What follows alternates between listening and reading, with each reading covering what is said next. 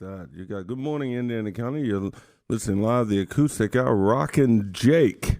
Yes, that's Rockin' Jake. We have him, not one, not two, not three, but four-time winner of the Offbeat Magazine Best of the Best Award for the best harmonica player. And he has assembled an all-star band featuring members of the Funky Meters, Carl Denson's, Tenny Universe, Papa Grows Funk, Golden Eagles, and special guest Ben Elman and the Hostman from Galactic and the New Orleans Blues Siren Irene Sage, produced by Brian Stoltz. Man, I tell you what, that's the first time I've heard that.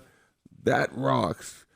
We're going to be talking with him on the Acoustic Hour and about all things blues, and we're just going to have a really, really good time. We do appreciate you tuning in on this rainy Sunday morning.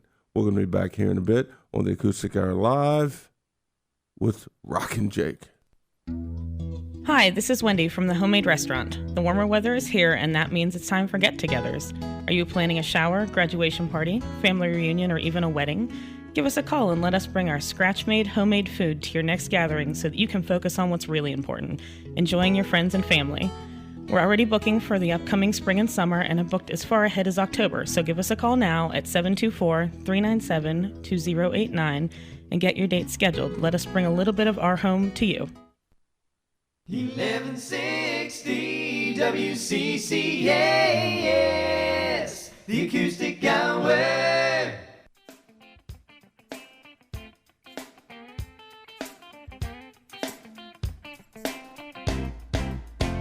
All right, we're back here on the Acoustic Hour, 1160 WCCS. We want to first a big thank you to Judy Holliday. Concert in the parks. I don't know. I guess it is today, even though it's raining. South 6th Street. Judy Holliday for the referral, for getting Rockin' Jake on the Acoustic Hour. We do appreciate any referral to get talented folks in, regional and local. So we do appreciate that. Judy Holliday for her fine work on concerts in the park. And we want to also thank Robin Corbell for dropping off the CD. Had she not dropped off the CD, you would not hear this. Part-time pay, been on this lonesome road 24 hours a day, giving all we got on stage. Man, this is good. I'm telling you what. Thank you, Robin. We appreciate it. And want to say good morning to our guest, Rockin' Jake. Good morning, sir. Good morning, Mr. Anthony. How are you? Oh, I'm all right. How are you? I'm doing great, considering it's only 9 o'clock on a Sunday. I didn't think I could do it, but I did. Well, you are currently in Virginia, correct? Yes, Arlington, Virginia. Arlington, Virginia.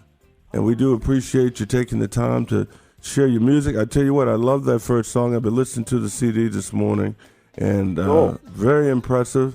We're listening to selections from Full-Time Work, which is available, I'm assuming, through iTunes. Yep, and onto my website, too, which is rockinjake.com. Rockinjake.com. Well, we're glad to have you on the show. Now, what we're going to do is start with probably the most difficult question of all. Okay? All right. Why are we here? Second to that, who is Rockin' Jake? Who is Rockin'? That's a great... You told me not to think about the question, just answer it, right? Right, that's right. Who is Rockin' Jake? Rockin' Jake is a fun-loving, harmonica-playing, barbecue-eating, blank-eating, whiskey-drinking, van-driving, blues-singing, fun-loving, good-timing kind of guy. All right, that's amazing. And I feel if I ask you that again, you'll add. That's a lot of hyphens. That is a lot of hyphens. But we're going to leave the whiskey drinking off for now because we're on a family show. How about that? Well, I'm drinking coffee right now. There we go. And coffee drinking. Yeah. There we go. Drinking. Man, I tell you what. And when I first heard the CD, the first thing that popped out is New Orleans. Yes. Well, both those CDs that you have. They were both recorded in New Orleans. I lived there from 1990 until Hurricane Katrina in 2005. Okay, talk about your experience in New Orleans because it Even with the first few notes, bam, New Orleans just popped right out. Tell our listeners Right. what that's about. Well, let me say, I've never enjoyed my life more than when I was living in New Orleans. It's not for everybody, and some people, if you come from a highly regimented, efficient, clean lifestyle, Mm-hmm. and you're looking for more of the same, New Orleans might not be the place for you. Mm-hmm. But if you like, I read this great article, I think, when I was living there, it's in the New York Times, about the aesthetic of decay.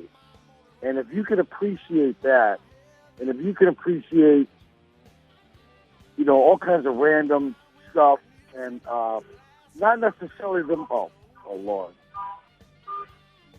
There's a car alarm. Let me move to another location. But if you can appreciate all kinds of random things happening, some things that don't make sense, if you appreciate excellent, delicious, but not necessarily the most healthy food, if you can appreciate musicians who play their hearts out and who are exceptional quality and talent, I mean, it's a great city for you. Yeah. So it's just an amazing city, and it inspired me endlessly. I've never really been to a place where I've been all over the United States, and I've seen some great music all over the country, but I've never been to a place where there's just so many great musicians, and you get consistently your mind destroyed on a nightly basis by the intensity and the excellence of the musicians there. It's really amazing. Did you get a chance to capture to watch the HBO Treme series? Oh yes, I mean everybody in that show was my friend. Were friends of mine, except for the actors. Okay. I mean, I knew all the musicians. Is that right? I kind of wish I had lived there. Maybe I could have gotten a role in it, possibly. Oh yeah, no doubt about it. Now, in terms of the depiction of Treme, how close was it to reality? It was pretty good. I mean, I think it was definitely the best because they used a lot of local musicians and local actors as well too. I mean, even who's the guy that the lead guy? I can't remember, the trombone player. He's a famous actor now, but he's trombone. From New Orleans, yeah. too, so, but they really. I could tell that they tried as hard as they could to keep things as authentic as possible. And so, I mean, you can never really 100% capture it, but they did. I think personally, I think they did a great job. And they actually brought to light a lot of corruption that was going on there too that I wasn't really aware of, or maybe a little bit aware of, but they brought a lot of stuff to light, and I was kind of surprised. Wow, he said, "Wow, they did that! Holy cow!" Wow. Now, where did you grow up? Where did you grow up, and what was early life like for you musically? Well, I was, believe it or not, I was born and raised in New London, Connecticut, which is southeastern Connecticut, right on the Long Island Sound, about 20 minutes from Rhode Island. Mm-hmm. Musically, so many things. I was born in 1959, so as a youngster, I was fortunate to be able to hear AM radio when the music on AM radio in the early 60s. I don't know how old you are, Anthony, but you might, if you are near my age, you might be able to concur that the music on AM radio was just amazing. You get soul music and rock and roll and Motown and all mixed up together in one show. Yeah. So I started with that, and then my dad was an engineer. And he had this shortwave radio, and I was able to pick up radio stations from all over the world. So I got to hear some great music with that. And that was and I could I could tell that I was really getting hooked on music when as a kid. I don't know how old it was. I don't remember what year the song "I Want You Back" by the Jackson 5 came out, but they were my favorite band when I was a little kid. And I stayed up all WABC out of New York City had a countdown on New Year's Eve to the top 100 greatest songs of the year, and "I Want You Back" was the number one song, and I waited all night long just to hear that song on AM radio. So, wow. Then as I was getting older, then some friends of mine turned me on to the blues, and I didn't really know what it was, and like Southern rock was starting to come in, and like when all the Southern rock bands would play usually one blues song, Stormy Monday by the Allman Brothers, or something like that by Marshall Tucker, and I don't know what it was about, I don't know why, but those songs always killed me, and it's like I didn't even know what it was called. It was called blues. Then some friends hit me to that, and then my first 2 8-tracks were Muddy Waters live at Mr. Kelly's and Hollow Wolf live CD, and I played those 8-tracks, a million times over. So I started getting into that when I was like 13 or 14, and then I saw a local band play, and now they're one of the best blues bands in the country. Band's called Sugar Ray and the Blue Tones. It's out of like Providence, Rhode Island area. And I saw them play, and I saw Sugar Ray play harmonica. I go, "Whoa, man, that was cool!" Like I knew I wasn't a good student, so I didn't think I could play guitar or saxophone or piano. But man, harmonica, that looks easy. So I went out the next day and I bought a harmonica, and little did I know, 40 years later, it's taken a little time to learn the darn thing. But so for me, and I think this is the case with most musicians, the reason I became a musician was that I loved the music so much that I had to play it. I had to get deeper into it. Right. Listening to it just wasn't good enough for me. Right. But obviously playing with other people, experimenting, you were able to take it to a different level. Well, yeah. I mean, the journey has been long, winding, and very interesting. I mean, I've been fortunate to be able to play with a lot of awesome musicians.